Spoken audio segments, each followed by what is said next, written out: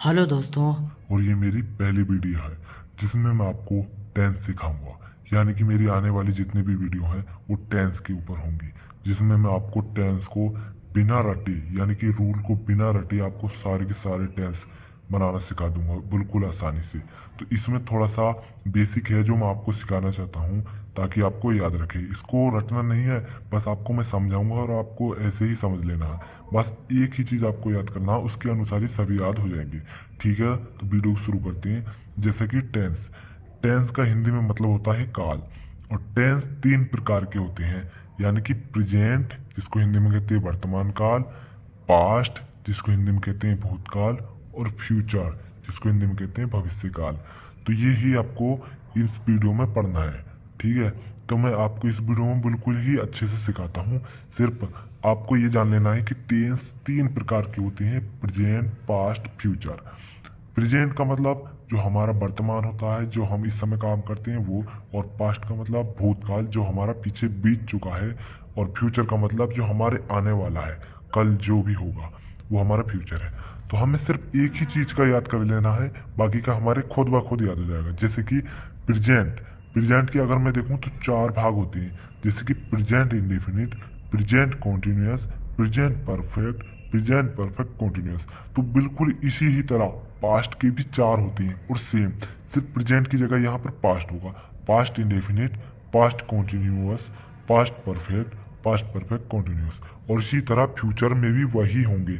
यानी कि आपको सिर्फ एक ही चीज़ याद कर लेना है, प्रेजेंट का करो चाहे पास्ट का, उसके बाद उसके पीछे वही लगा देना है। जैसे कि प्रेजेंट इंडेफिनिट तो पास्ट में भी पास्ट इंडेफिनिट, प्रेजेंट कॉन्टिन्यूस तो पास्ट भी कॉन्टिन्यूस, प्रेजेंट परफेक्ट तो पास्ट का भी परफेक्ट होता है, और प्रेजेंट परफेक्ट कॉन्टिन्यूस तो पास्ट परफेक्ट कॉन्टिन्यूस भी होता है, और ऐसे ही फ्यूचर में भी होता है। अब इनके भी चार चार भाग होते हैं, यानी कि जो इंडेफिनिट है उसका भी चार तरीके से हम बनाते हैं। मैं सिर्फ आपको समझा रहा हूँ, बिल्कुल एक ही के याद कर लेना, इसके भी बाकी सब आपको याद हो जाएंगे। जैसे कि इंडेफिनिट ले लो, तो इंडेफिनिट का पहला बनता है अफर्मेटिव, जिसमें डूडा कुछ भी नहीं लगता है इस तरह का। और दूसरा होता है इसका ही निगेटिव। और तीसरा होता है इंटेरोगेटिव फर्स्ट टाइप, चौथा भी इंटेरोगेटिव सेकंड टाइप होता है। ठीक है, बिल्कुल ऐसा ही पास्ट में भी उसका भी इंडेफिनिट में सभी में अफर्मेटिव बनेगा, निगेटिव बनेगा, इंटरोगेटिव फर्स्ट टाइप बनेगा और इंटरोगेटिव सेकंड टाइप बनेगा। और अगर हम कॉन्टिन्यूस ले लें, उसका भी बिल्कुल यहीं पर इंडेफिनिट की जगह कॉन्टिन्यूस लिख देना है, और उसका भी अफर्मेटिव बनेगा, निगेटिव बनेगा, इंटरोगेटिव बनेगा और इंटरोगेटिव सेकंड टाइप बनेगा।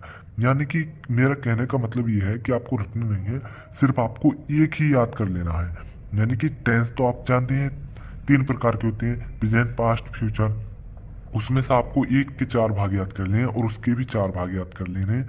या उसके अलावा आपको कुछ नहीं करना, उसमें ही आपको साफ याद हो जाएंगे। ठीक है, अब जैसे कि ये तो मैं आपको बता दिया, मेरा मकसद इसमें बस यही था। लेकिन अब मैं प्रेजेंट इंडेफिनिट का आपको बारे में आपको कुछ समझाता हूँ जी। इसका जैसे क्या होता है प्रेजेंट इंडेफिनिट, प्रेजेंट इंडेफिनिट का अफर्मेटिव देखते हैं। जैसे कि मैंने बोला था, इसकी पहचान ये होगी, मैं शॉर्ट में बताता हूँ, ज़्यादा आपको कंफ्यूज नहीं करूँगा, ना ही इतनी लंबी वीडियो करूँगा। इसका अफर्मेटिव में पहचान ये होती है कि इसके लास्ट में ता है, ते है, ती है, ता हूँ आदि शब्द आते हैं। यानी कि प्रेजेंट में हमेशा है, हूँ, है, ये सब तो लास्ट में आएंगे ही। लेकिन इंडेफिनिट की पहचान हमें ऐसे चलेगी कि उसके लास्ट में ता है, ते है, ती है, ता हूँ। तो समझ लेना वो प्रेजेंट इंडेफिनिट है। अब इसका अफर्मेटिव है, इसका रूल होगा सब्जेक्ट प्लस बी वन बोले तो वर्ब की फर्स्ट फॉर्म प्लस ऑब्जेक्ट और ओ डब्ल्यू, मतलब अगर अदर वर्ड हो तो। जैसे कि राहुल मेरी पतंग फाड़ता है, ये मैं उदाहरण देता हूँ। तो इसमें सबसे पहले जैसे कि रूल में सब्जेक्ट है, हमको रटना ज़्यादा खास है नहीं, बस हमें कर्ता देख लें। सब्जेक्ट का मतलब कर्ता होता, कर्ता तो करने वाला होता है। जैसे राहुल मेरी पतंग फाड़ता है, तो राहुल मेरी पतंग फाड़ता है, तो इसमें सबसे पहले हम राहुल के बारे में लिखेंगे। तो देखो दोस्तों, मैंने ये पहला टेंस लिख दिया है। ये आर तो मुझसे धोखे से लिख गया है, इसको मैं काट देता हूँ। राहुल मेरी पतंग फाड़ता है, तो इसमें सब्जेक्ट है राहुल, तो सबसे पहले लिखेंगे हम राहुल। उसके बाद बी वन, बी वन क्या होता है, जो हमारी लास्ट की जो चीज़ें होती है ना, जो लास्ट में जो आता है ता है ती है, उससे पहले हमारी वर्ब ही होती है। ज़्यादातर ज़्यादातर हमारी वर्ब यही होती है। और वर्ब का मतलब भी वैसे भी करना होता है, मतलब क्रिया, क्या क्रिया हुई, क्या हुआ, इसमें फाड़ना हुआ। तो फाड़ने की स्पेलिंग होती है, यानी कि मीनिंग होती है टीयर। और इसमें एक बात होती है कि अगर वाक्य एक वचन है तो क्रिया में एस या ई एस लगाते हैं, और अगर बहुवचन हुआ तो क्रिया में एस या ई एस नहीं लगाते हैं। तो ये एक वचन है, इसमें मैं एस लगा देता हूँ, टीयर्स। अब ऑब्जेक्ट, ऑब्जेक्ट क्या है?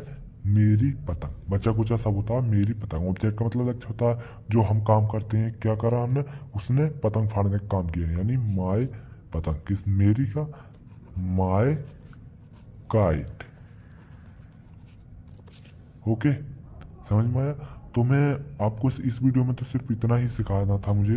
बाकी मैं कल पूरी वीडियो लेकर आऊँगा इसी के ऊपर, इंडेफिनिट का पूरा, नेगेटिव, इंट्रोगेटिव, सेकंड टाइप, और भी इसके अच्छे से टेंस मैं आपको बताऊंगा इसमें क्या क्या होता है। तो बस वीडियो को देखते रहिए, और पसंद आई हो तो लाइक कर देना। और मेरी ये पहली वीडियो है इसलिए थोड़ा मुझे ऐसा हो रहा है, लेकिन आप टेंशन मत लेना, मैं आपको टेंस बहुत ही अच्छे से सिखा दूंगा, और इस तरह की टाइप सिखा दूंगा। आपने पढ़े भी नहीं होंगे, आपने स्कूल में भी नहीं पढ़े होंगे, सभी तरह के टाइप मैं आपको सिखा दूंगा। तो मैं आपको एक टेंस देता हूँ, आपको उसे बनाकर कमेंट में लिखना है। ओके, तो ये है कि रानी कपड़े धोती है। ठीक है दोस्तों, इसको आपको बनाना है और कमेंट में इसका आंसर देना है। ठीक है, वीडियो पसंद आए तो लाइक करना और चैनल को सब्सक्राइब जरूर कर देना। Thanks, bye bye.